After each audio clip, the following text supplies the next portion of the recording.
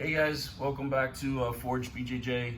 So in this video, we're gonna go over 2 attacks from side control. There's actually a third one in there. I'm just not gonna really go into the straight armbar part of it. You'll see when we get into it. But if you guys like this, please make sure you guys subscribe.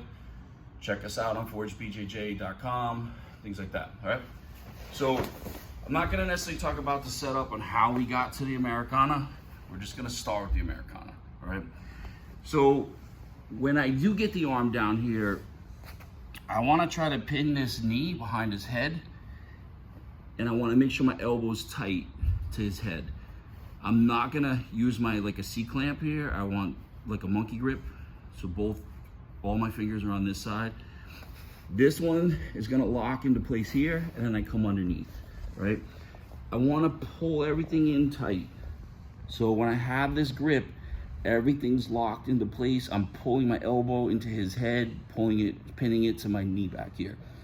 From here, what I like to do is I like to put my head down, so it takes away all that space of being able for him to move. Now, I'm not really gonna have to drag down and lift because we use what we call like a motorcycle throttle.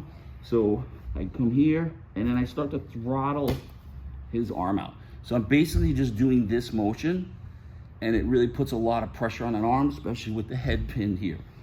So you wanna also make sure your butt's not way up. You wanna be down as far as you can with this. So we're here, everything's locked in, I throttle. If he's flexible, then I might have to start to pull down and lift as well.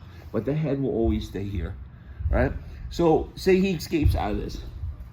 He starts to transition down because he's only gonna have where his arm ends up either here or down here, or we get it back to where we just were. So I'm gonna just keep playing in this area until I get one of these 2 arm locks.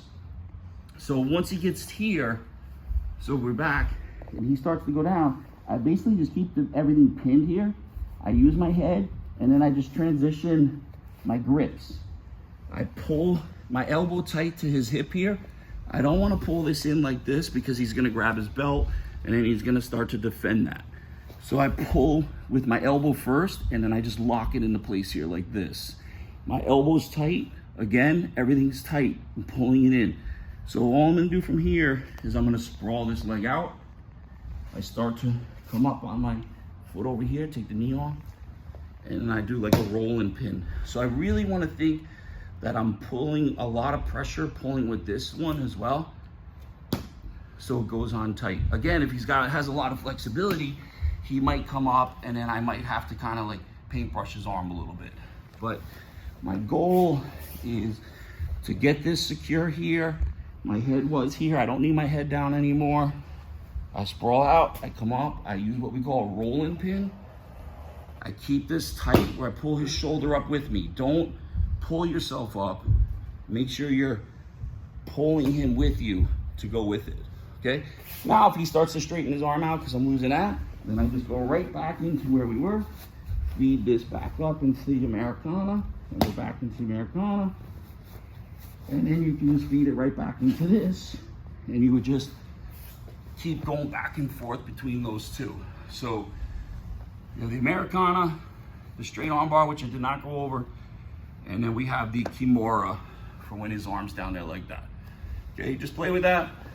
There's a lot of little details in there, so just if you guys have any questions or anything, just leave them down below in the comment area, and I'll try to work them out with you. Hope you guys like that. If you do, check us out, forgedbjj.com. Thanks.